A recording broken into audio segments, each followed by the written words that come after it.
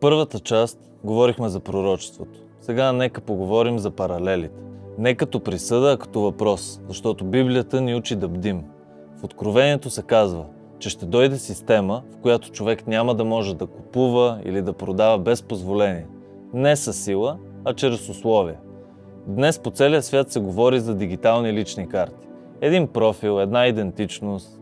Без нея не можеш да работиш. Не можеш да пътуваш, не можеш да купуваш или продаваш. И въпросът не е дали това е зло. Въпросът е какво се случва, когато всичко необходимо за живота ти зависи от една система. Библията предупреждава: проклет е онзи, който се уповава на човек и прави плътта своя опора. Помисли си за дигиталните пари. Пари, които могат да бъдат разрешени или забранени, включени или изключени, ограничени, контролирани, не от теб. И писанието ни казва: не събирайте съкровища на земята, където молец и ръжда ги изяждат. Помисли за свят, в който достъпът до работа, здраве, образование зависи от това дали си в системата. Белегът на звяра в Откровението не е описан първо като знак, а като подчинение. И ги накара да приемат. Това е ключовата дума тук. Не принуди със сила, а накара, чрез страх, чрез изолация, чрез нужда.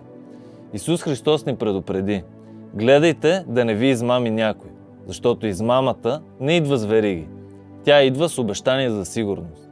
Днес света ни казва: това е за твое добро, това е за твоята безопасност, това е прогрес.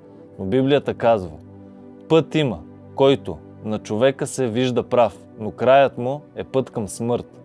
Белегът на звяра не идва изведнъж. Той се подготвя чрез свят, който заменя свободата с удобство и покорството към Бог с покорство към системата. Последните дни не са време да сочим с пръст.